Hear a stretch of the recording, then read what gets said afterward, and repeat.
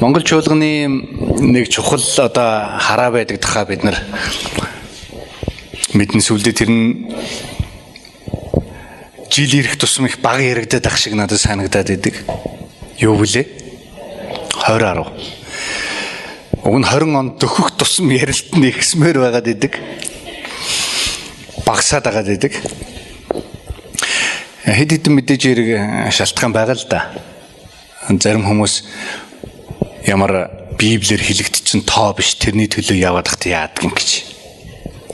Зарим хүмүүс мэдээж хэрэг энэ бүтэхгүй. Уус байга байдлаа харалт. Тэ? Чадахгүй юмныхаа төлөө ингэж бүтэхгүй юмны төлөө ингэж янз бүрийн яриад дараа нь бүтэхгүй шараашдаг. Гэтэ заримдаа бид нар зөвхөн яг энэ хараач биш, сүм чуулганыхаа өсөлт хөгжилд хов хүний өсөлт хөгжилд өөрийнхөө амьдрал төлөвлөж байгаа үйлчлэлийн тухай ингээ бодохдоо бид нар зандаа хүний хүчин зүйлсүүдийг маш их хардаг. Хүний хүчин зүйлсүүд бол болж бүтэцүүл тэр болгон бас байдаггүй.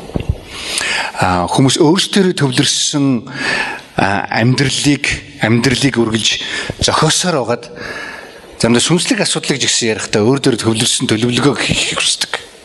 Хүн дээр төвлөрсөн төлөвлөгөө. Тийм ээ. Би нэг үгийг нэг холбоо үгийг хэлэх дуртай болсон. Хоёр үг. Цуглаанаа л өсгий гэж. Тийм ээ. Бид нар мундаг юм ярьж болно, сайхан юм хийж болно, үйл ажиллагаа зохион байгуулж болно, гадаад дотоод аялж болно, янз бүрийн одоо гоё семинар, сургалт, конференц хийж болно. Тэгэхдээ цуглаанаа л өсгий.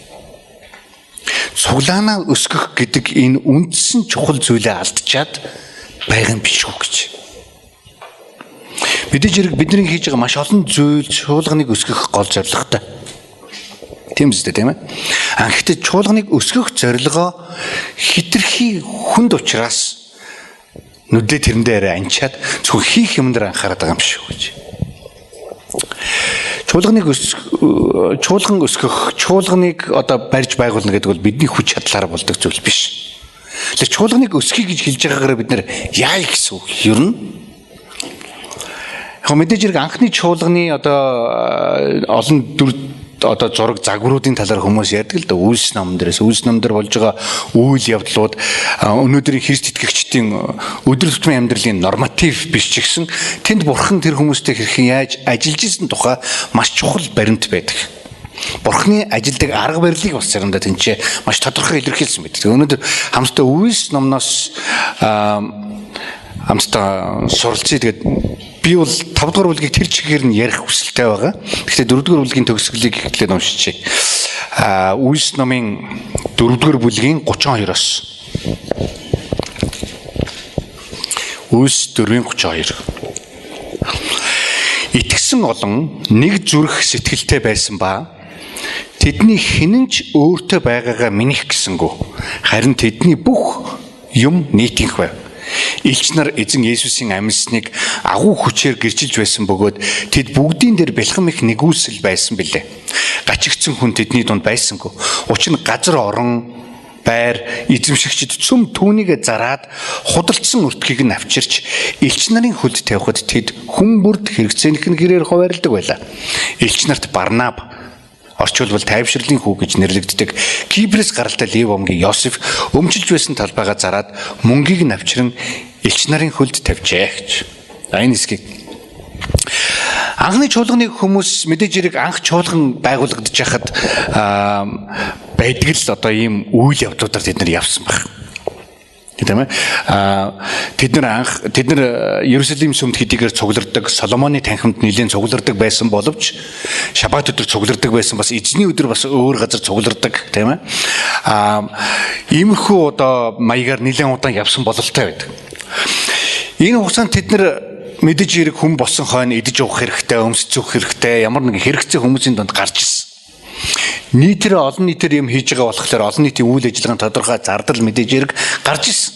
Тэр нь тодорхой хүн байгаа цагт тэнцээ заавал тийм байгаа.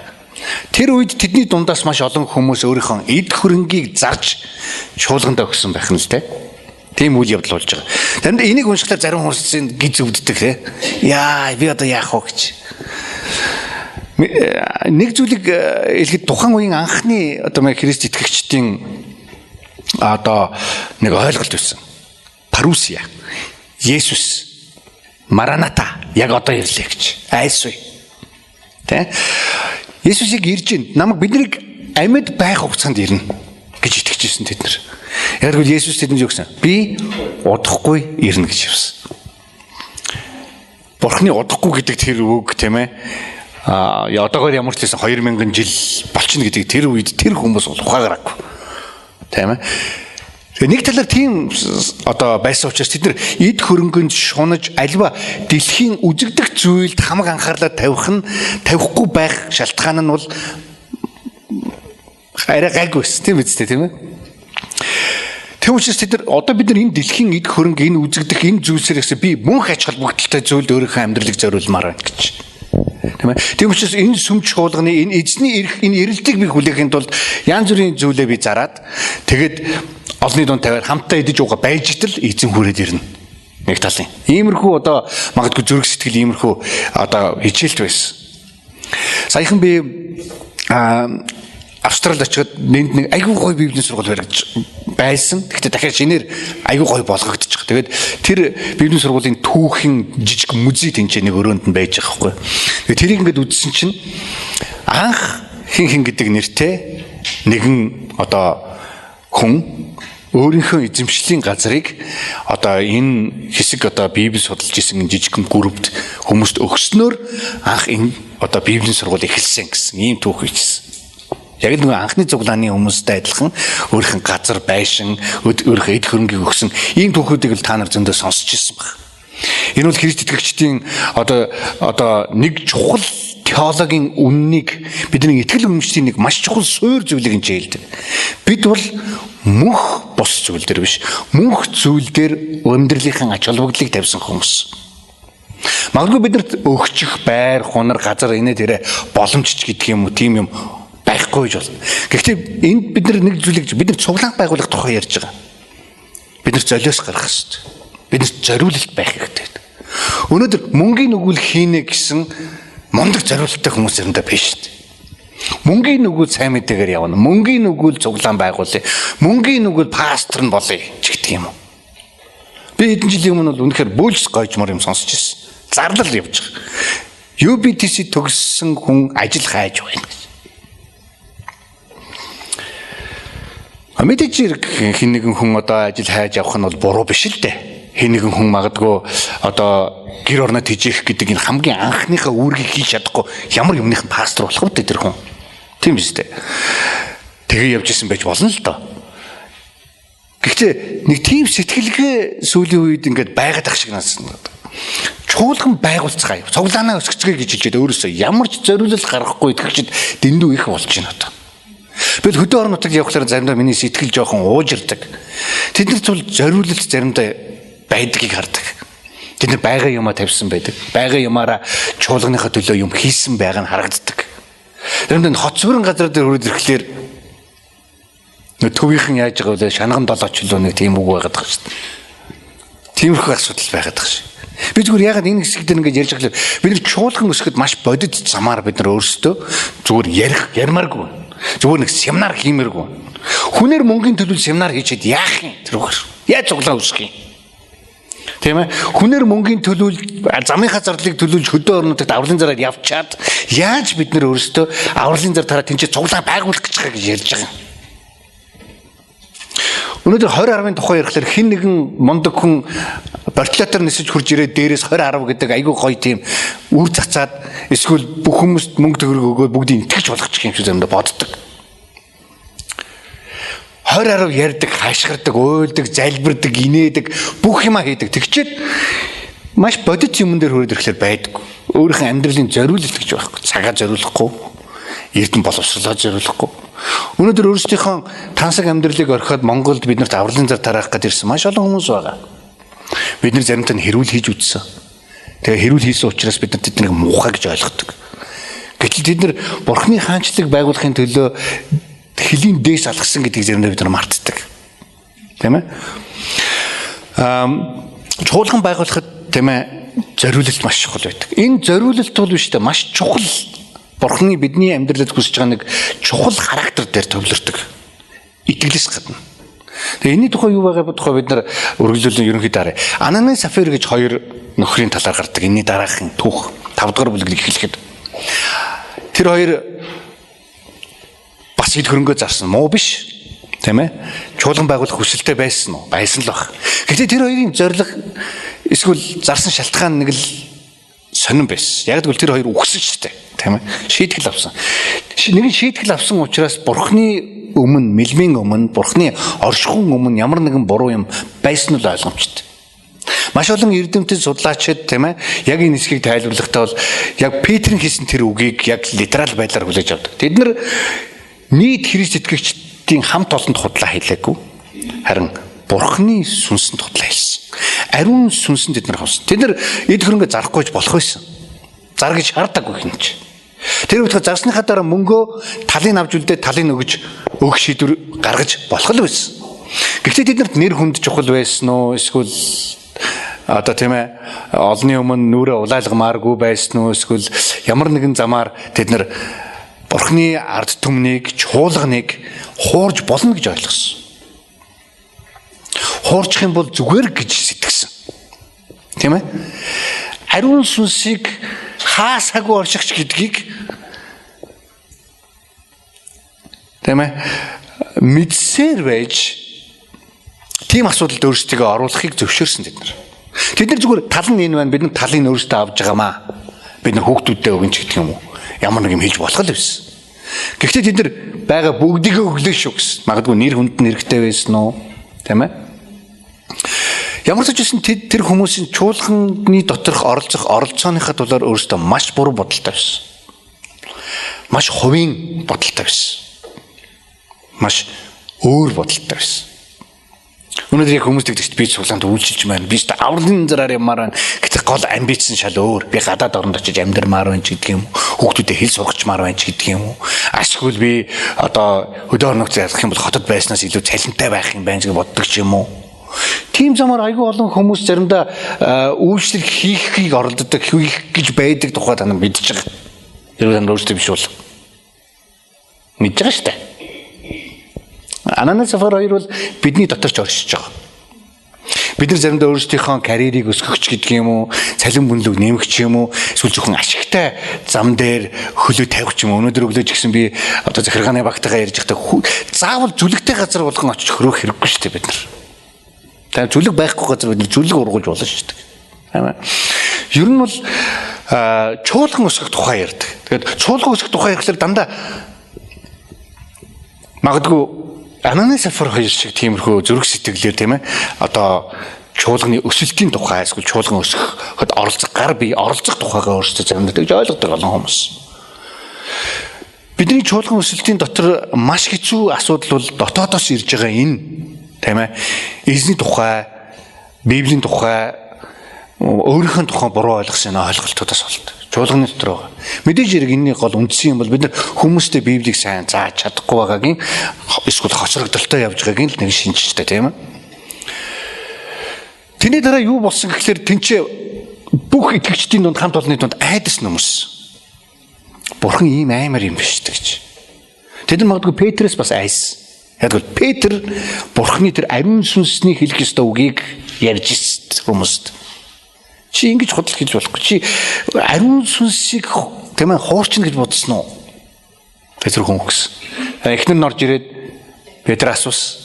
Дахиад худлаа хийсэн. Тийм ээ бид нар бүх мөнгө өгсөн гэж. Тэр юмхтэй дахиад өгсөн. Хуучин гэрээн дээр бол хууль бол яг иймэрхүү замаар үйлчилж ирсэн. Хууль. Тийм ээ. Шинэ гэрээний анхны биенийг ингээд сонсонгуудаа ер нь би тэгвэл пастортай хотлоо хэлэх юм бол үхэх юм байна гэж ойлгосон. Анх энийг уншаад итгэж болоод тэгээ би пастороос авчиж асуусан. Манай пастор Солонгос хүн байсан. Тэгээс одоо би танд ингээ хотлоо хэлээ пастор ч юм ингээ хотлоо хэлэх юм бол ер нь үхэхгүй тэгээ бурхан шууд шийтгэл одоо Ананас Сафир хийж ингээд алах уу гэж. Манай пастор Солонгос хүн байсан. Надад шууд тэгж хэлсэн. Тэгнэ. Хөл би тэр замаар л тэр үед тэгж ойлгосон. Тэгээд одоо хүртэл би ер нь бараг л тэгж ойлгосоор л явж байгаа. Эдгээр би Библийн сургууль төгсөд олон жил болж байгаа гэсэн. Библийн сургуулийн захирлж гэсэн. Гэхдээ ямар замаар би яг тэгнэ гэж ойлгож байгаагүй гэхлээр биш. Бид нар аль хэдүүнээ өөрсдийнхөө Христ итгэлийн яг цэвэр итгэл дотроо өгч эхэлж байна. Хэрвээ бид нар чуулганыг хуурвал, чуулганы ахлагч удирдагчдыг хуурвал, ер нь Бурхны ариун сүнснийг хуурчна гэж бодож байгаа бол. Аль хэдүүнээ бид нар итгэгчийн хувьд бол маш үхмэл болж байна. Маш хуурай ус. Тэр цагаас хойш манай пастор тэгж хэлснээс хойш бол би олон хүмүүс пастор худлаа хэлснийг сонссон. Надад бас олон манай итгэгчид худлаа хэлж байгааг би сонссон. Тэгээд энэ үхээгүй. Тэ? Хуучин гэрэн дөрвөл амар байсан. Тийм ээ? Гарыг гараар, нүдийг хөлөөр тийм ээ? Тэгээд Библийн сургууль сурж байгаа юмуд бүгдээрээ сохор доглон хөлгөөр хэлэхгүй. Амар. Чи тэгсэн юм байна шүү дээ, тийм? Яг тэгээд учраас чи энэ нүд алга болсон байна. Хинт ч ойлгомжтой. Цуглаан дээр нэгсэн чи бөө дахир дутуу хүмүүс. Гэхдээ Бурхан тэгж ажиллахыг сонгоогүй. Христийн загалмайн улмаас хүмүүст Бурхан одоо боломжийг өгсөн. Библиэр Бурхан маш төвчээртэй биднэрт маш төвчээртэй ханддаг. Маш төвчээртэйгээр хүлээдэг бидний төлөвчлийг, бидний зөв ойлголтын дээр, зөв амьдрал дээр ирэхийг маш их төвчээртэй хүлээдэг тийм Бурхан гэж. Тэглээгээд Бурхан сул дорой учраас та ерөөсөө биш. Тэр яг Ананас Сафар шиг ийм үйл явдлыг хийх чадaltaй Бурхан. Тэдний бол маш хүнд одоо айдас номерсон анхны тэр хүмүүсийн хувьд. Яг гэвэл тэр Бурхан бол биднийг гаргахгүй юм байна гэж тэр гинт ойлгосон. Бидний оюун бодол сэтгэл зүрхний бүх зүйлийг нэгтэлж мэддэг тийм Бурхан юм гэдгийг боддоор нь ойлгосон тэд. Тийм учраас тэдний дунд айдас. Тэд нар зүгээр намайг алчихгүй гэсэн айдас бол биш. Энэ бол тэр аимшигтэй агуу Бурханы орших үед би хаашаа зугатахааргүй өчүүхэн шавж юм байна гэдгийг ойлгосон. Хаашаач хөдлөх, хаашаач юу ч нуух эсвэл өөрөө өмчлөх боломжгүй юм байна гэдгийг ойлгож эхэлсэн.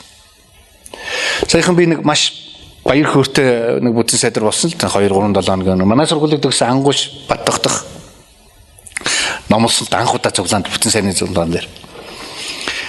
Тэгэд тэн дээр нэг зүйл яг миний сэтгэл төрсөн юу гэхээр Бурхантай тулгарна гэдэг энэ зүйл бол Христ итгэж хүмүүст хэрэгтэй юм байл шүү гэж. Яг тэр үед миний бодлоор Ананас Сафар үгсэнтэй ч биш. Ер нь тэнд болж байгаа гайхамшигт үйл явдлуудаас болоод тэнд хүмүүс яг Бурхантай тулсан. Би хинбэ, Бурхан хинбэ гэдгийг ойлгож эхэлсэн. Би Бурхантай наймалцдаг юм байна. Гэрээ хийдэг юм байна. Би Бурхантай тийм ээ одоо тэгвэл ингүүл яасан. Би ингээ хоорч, ингээ болчих. За тэгсэн та төвчээд хүлээж л байх юм чинь би гим хийж юм. Тийм байдгүй юм байна гэдгийг тэр ойлгосон. Тэр үеийн хүмүүс. Тэр авьяасаа байсан хүмүүс. Чуулган гэдэг зүгээр тоглоом биш юм байна. Нэр хүнд олох газар биш юм байна. Тийм ээ зүгээр байр суурь цалин олдох газар биш юм байна. Ойлгож ихсэн хүмүүс. Тийм учраас тэгж их аимшигтай айсан учраас тэр төлөөлөн ажиллаж байгаа Петрийн сүүдэрт хүртэл өвчтөе хүмүүсийг тавихад тэд нар эдгэрнэ гэж итгэж ирсэн. Тэр сүүдэр эдгээсэндээ биш тэд нар Бурхантай тулгарсан дамагтгүй эдгэрсэн. Тэнд байсан бүх хүмүүс эдгэрсэн гэсэн. 5 дугаар бүлгийн 16 дугаар шүтэр тэнд бүгд эдгэж байсан гэж. Петрт хүчин байсан да биш. Бурхан чуулганаа байгуулж байгаа да гол асуудал нь байсан. Бурхан чуулганаа байгуулж ирсэн. Тэнд Бурханы эсрэг хүмүүс байсан. Бурханыг хуурах гэж оролцсон хүмүүс. Тэнд ямар ч хамаагүй байсан. Бурхан чуулганаа л байгуулж ирсэн. Анхны чуулганыг.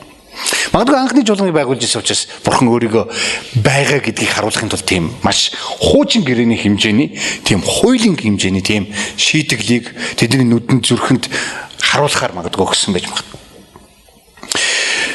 Маш олон гайхамшиг бүтээгдсэн. Бурхан ажлаа үргэлжлүүлэн хийсээр байсан. Заримдаа бид нар ч гэсэн Бурхан өнөөдөр ч гэсэн өөрийнхөө тэр гайхамшигт ажлыг хүмүүсийн дунд хийж байгаа гэдгийг мартаг. Ялангуяа бид нар Библийн сургууль зурглаараа маш их логик, рационал, тийм ээ. Тэгээд бас судалгаа, бодит баримттай зүйл дээр заримдаа тулгуурлаж заримдаа одоо судалгаа хийдэг ийм зүйл дээр гэсэн бидний бодол заримдаа сүнслэг зүйл дээр хүртэл тийм логик гаргалгаа гаргах хүсэлтэй болж эхэлдэг. Тийм ээ. Бурхан гинтхэн Ананас Сафарт хоёрт одоо өгсөн шиг тэр хувь тавиланг өнөөдөр ч гэсэн хүмүүст өгөхгүй гэж бүрэн магадгүй итгэсэн байдаг зарим хүмүүс. Тэгж боддог. Сайхан би нэг өглөөний залбирал дээр очисон чинь тэр нэг пастор надтай хуваалцсан л да. За хин байхыг нь хэлчих дүү. Та нар таах гэж оролдож ийснээс миний яриаг сонсохгүй баг тэрний юм болгоо бодсоор байгаа. Нар мандах гэж пастор байгаа шүү дээ. Есүсийн хаанчлалын гэсэн. Тэр пастрын цуглаан дээр очиад тэгээд өглөөний залбирал паструудын залбирал болсон. Тэгээд энэ дээр очиад би залбираа тэгээд дараа нэг жоохон нөхрлөөд ингэ жоохон нараа баста тэгж хуваалцсан. Тэгээд би энэ өрөө чинь танаа хуучин байсан өрөө айгүй гоё өрөө байхгүй юу бүр тавилга майвлага өстэй бүр хаанаас гаргаад ирээ тавьчихсан. Монголд байхгүй тавилга. Та нар очиж үзээрэй. Тэгээд юу хийгээд энэгээр яваад байгаа гэхээр пүүжогч үзэх гэсэн юм а тавилга үзэх гэсэн юм а. Тэгсэн чинь би асуухгүй энд байлуу танаа өөрөө чи яачлаа гэдгс чи. Үгүй энэ манайх өөр байгууллага байгаад манайх энэ талдаа хийдэг байсан чинь манайх ерөөсө гарах гал дандаа энэ эзэн мэзэнтэй дандаа ингээл янз бүрийн яриа эзэнт нь янз бүрийн яриа ингээл аюу хэцүү байсан бид нарт. Тэгээ бид нэг удаа яг бүтэн сөөдөр цуглаан хийх гэж хаад бөө авчирсан гинэ. Бөө авчирс бөөлүүлэх гээд. Тэгээд нараа бас тэр үгээр уулгаж яахгүй тэр их тэнэг бөө байлаа шүү дээ. Яаж хэрчдээ эсрэг бөөлж яана гэж. Тэгээд цуглааныхантаа хэлээд ханны цаанаас ингээд залбирсан юм байна л да. Тэгмээ эзэн минь одоо энэ муу юм хүчийг та зайлуулж өгөөрэй. Тэгээд цуглаанд дарсан чинь нөгөө бөөчин бүр 90 аман татаад хүнээр дамжуулаад гарч байна. Тэр 7 хоногт тэр компани нүгээд тэгээ манай цуглаа энэ ч орсон байхгүй юу гэж түүхийг ярьж. Заримдаа бид нар ийм асуудлуудыг сүнслэгнүүдээр харах тэр хараага алдсан байдаг. Бурхан өнөөдөр цуглаанаа байгуулж байгаа гэдгийг бид нар мартчихдаг. Өөрийнхөө яг махан биеийн зүйлийг хараад бид нар өөрийнхөө одоо оюун бодлынхоо нөгөө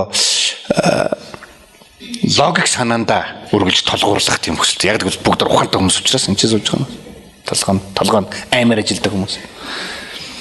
Бурхан биднээс гадуур ажилдаг гэдгийг заримдаа мартчихсан. Тэр гайхамшигт явдлууд энэ болж явах тэр үед маш гайхалтай 14-р эшлэлээр харах юм бол олон хүмүүс эзэнд итгэж тэгээд эрэгтэй эмэгтэй хүмүүс олноор тогтмол нэмэгдэжсэн чуулганд гэж.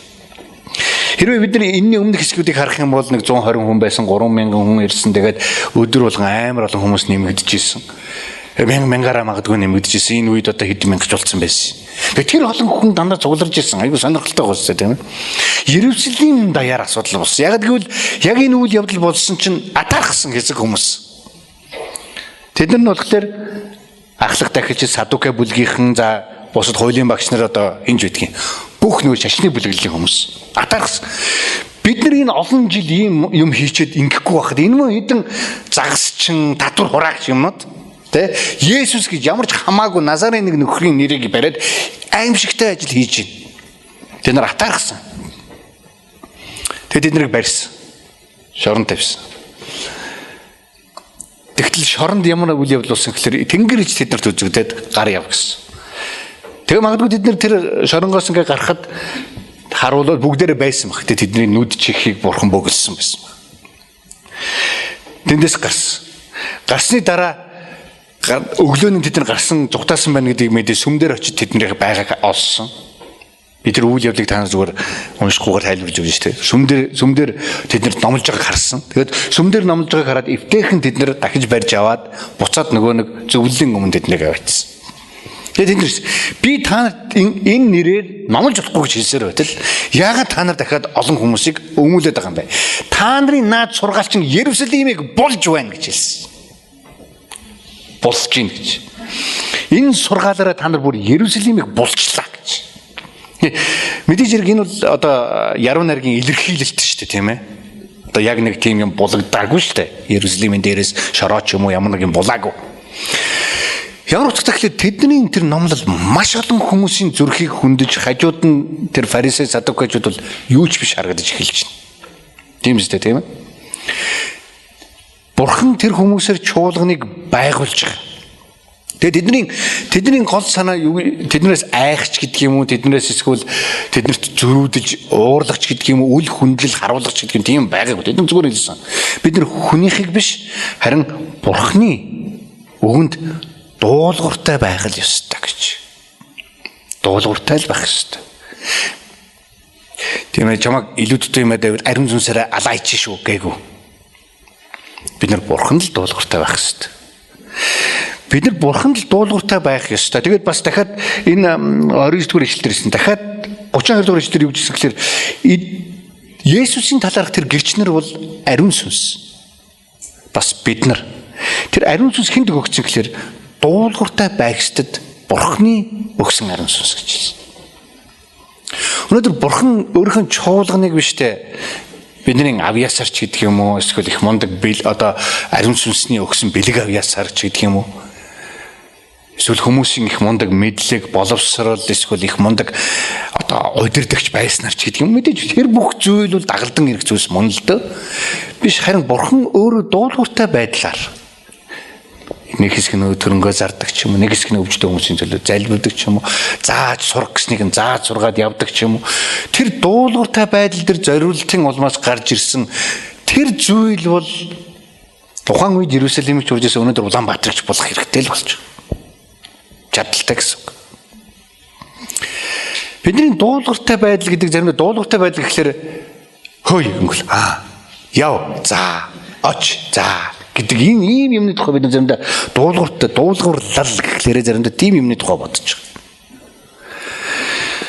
Дуулууртай байдал гэдэг бол биднээс итгэлийг тэгээд тэрийнхээ дагуу явахыг л дагаж тэр олж явсан тэр Бурхны өгсөн тэр итгэлийг дагаж амьдрахыг л хэлж байгаа шүү дээ тийм ээ. Бид нар заримдаа сайн мэдээ тунхаглах эзэн магадгүй бид нар сануулдаг сайн мэдээ тара энэ хүнд гэж тийм. Бид ингээ харсан чинь шавар царайс намайг юу сонсохгүй баха. Тийм. Эсвэл энэ харвас амар эрдэмтэй хүн байна энэ юу намайг станараа сонсохгүй баха гэж. Дуулуурлал гэдэг бол логик санаагаар гаргаж ирсэн шийдвэрийг хэлдэггүй. Магадгүй тухайн үеийн фарисей, садукай тэр үеийн хүмүүсийн хэлж байгаагаар яста мэдрэл муутай юм шиг тэрэндээ бүрэн итгэсэн хүмүүсийн тухай ярьж байгаа. Би 2007 онд сонирхолтой нэг гадаадд байсан. Тэгээд яг библийн сургуульд нэг хэсэг би 2-3 хичээл аваад тэгээд тэнцээ бас нэлээд л завгүй тэнцээ. Тэгээд би гудамжид машины зогсоолын тэр хавцаа ингээд явж исэн чинь нэг жоохон хин шиг оргил шиг залуу хурж ирээл надад тэгж байна. Бурхан бол хамгийн агуу. Бурханаас өөр агуу зүйл энэ дэлхий дээр байхгүй. Тэгээд би ч намайг таньдаг хүн үү?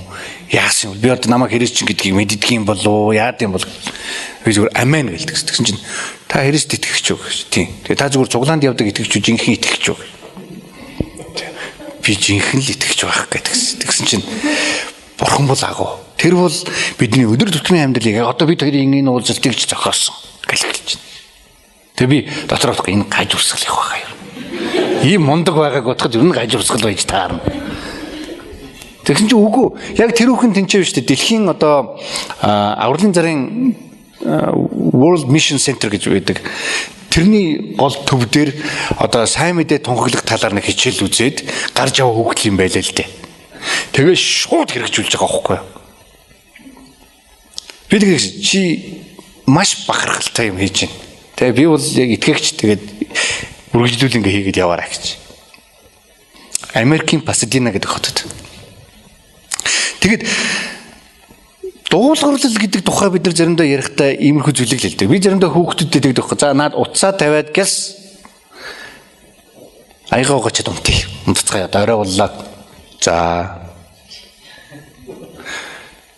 утсаа тавиад аягаа угаад унтъя. Чангал. За гэсэн би за гэсэн. Гэдэг аахгүй манай үг. Тэгэхээр би тэгээд ингээд хараад байгаа байхгүй. За гэсэн юм чинь.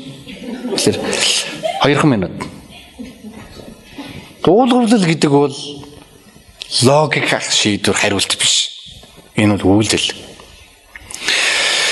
Анхны тэр Христ итгэгчдийн тэр чуулганыг байгуул өнөөдөр хүртэл Монгол чуулган тийм ээ энэ чинь өсөн хөгжих боломжийг олсны нэг гол хүчин зүйл бол Бурхан өөрөө. Гаднаас ирсэн хүчин зүйл, гаднаас ирсэн хүнд зүйл, дотоодоос ирсэн тэр худал хуурмаг байдал энэ бүхнийг Бурхан давж ажилдаг. Бид нар тэрэн дээр анхаарах гол шалтгаан нь бол биш. Бид нар чуулганыг хөгжүүлэх гэхлээр баахан амтны гим нүглийн тухай ярих биш. Баахан амтны зөв буруугийн тухай ярих биш. Баахан амтны хэн пастор болж хэн эрхэм цол авах вэ гэдэг тухай бол биш. Чуулган байгуулна гэдэг бол Бурхан бидний дунд ажиллаа хийхэд би дуулууртай амьдрах тухай л ярьж байгаа. Бид нар аягүй болон үйл ажиллагаа явуулснаар цуглаан байгуулдаггүй. Мэдээж хэрэг үйл ажиллагаа гэдэг бол цуглаан байгуулах нэг хэсэг мөн. Гэтэ үйл ажиллагаа бол цуглаан байгуулалт биш. Энийг бид нар аягүй сайн мэдж байгаа. Олон удаа ярьдаг. Гэхдээ бид нар яриад байгаа мөртлөө хийгээл идэг. За одоо нэг биш үү тийм хийчихвс 1 сая төгрөг хэрэгтэй байна. Яах вэ?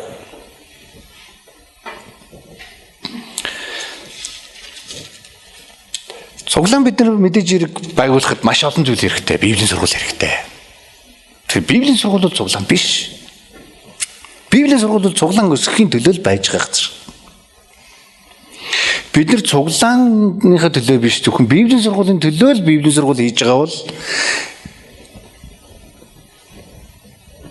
бид нар юу хийгээд байна? Тэ? Өнөөдөр бид нар 4-20 тухай ярьсан. 20 тухай ярих тийм амар юм бол биш. Яг бид нар хийхгүй. Бурхан л бидний дуулууртай байдал энэ чинь шаардлагатай. Тийм ээ. Эзэн биднийг дуулууртай байгаасаа гэж хүсэж байна. Дуулуурлал гэдэг бол итгэгч хүмүүсийн миний бодлоор яг энэ текстнэр хэлснээр хамгийн чухал үйл явдал байгаа. Энд бол ямар нэгэн мундаг ариун сүнсний бэлэг авьяасан чи илүү гаргасангүй, ярьсангүй энэ чи. Петр юу хийсэн тухай ерөөсөө ярьсангүй. Энэ чи юу болж байгаа тухай хүүрнэхтэй Бурхан энд яг яаж ажиллаж байгааг бидэнд харуулж байгаа. Тэгэд Гамалиэл гэдэг нэг мундаг ухаантай одоо багш тэнцээ байсан. Тэгээд за наад нөхдүүдтэйгээ хамаагүй оролцож болохгүй. Хэрвээ энэ хүнээс бол удахгүй алга болно. Хэрвээ Бурханаас бол бид нар зогсож чадахгүйгээр барахгүй бид нар Бурханы эсрэг тэрсэлсэн нөхдүүд болно шүү. Тэр хүмүүс тэр хүний одоо тэр логик зөвлөгөөг бол хүлээн зөвшөөрсөн. Тэгээд эднийг ташуурдаад тэгээ гаргасан хурлаас. Тэгээд бид нар маш их баяртай байсан. Есүсийн төлөө зовно гэдэг бол тийм ээ. Биднэрт өгсөн зохистой амьдрал юм а гэж баяр хүрт. Тэгээд Христ бол Есүс бол Христ гэдгийг тэд нэр тунхаглахаа зогсоосонгүй гэж 5 дугаар бүлэг төгсөж байгаа. Энд Бурханы чуулган байгуулж байгааг нэг чухал зүйл. Тинчээ тунхалж байгаа хүмүүс нь бол яг хүний нүдээр харахад амжилттай яваагүй. Шоронд орлоо, баригдлаа, ташуурдууллаа тийм ээ. Тэг нэг тийм гоё одоо их мундаг сүртэй одоо сүр жавхлантай юм бол тийм зүрс алга. Харин сүр жавхлантай юм нь юу юм гэхээр Бурхан цуглаанаа байгуулж энэ чинь. Маш олон хүмүүс тэдний дуулуурлаас болоод эзний үгийг сонсож байна. Христээр ирсэн тунхаглал ерөөсөө зогсохгүйсэн. Ерүсалимыг тэд нар тунхаглалаараа булж байгаа. Юу ч тэднийг зогсоогүй. Дотоодоос ирсэн худал хуурмаг байдал, гаднаас ирсэн атаархал тэднийг зогсоогүй. Өнөөдөр Монгол чуулганд тэр нэг одоо зүрх сэтгэл байгаасаа гэж би үнэхээр хүсдэг. Хамтдаа цуглаанаа байгуулцгаая. Цуглаан усгацгоё. Хамтдаа залбирая. Бурхан их эзэн минь танд баярлалаа. Тэгээд бас анхны чуулганы байгуулалтад эзэн таны энэ гайхамшигтай ариун сүнсний ажил бас таны хүмүүсийн энэ дуулууртай байдал тунхаглага хязгаарч зогсоохгүй байсан. Чуулганыг байгуулах чин хүсэл тэмүүлэлтэй байсан энэ хүмүүсийн дуулууртай байдлаар эзэн та ажилласан учраас баярлалаа эзэн минь. Өнөөдөр ч гэсэн их эзэн бидний дундаас дуулууртай хүмүүсийг усгаж өгч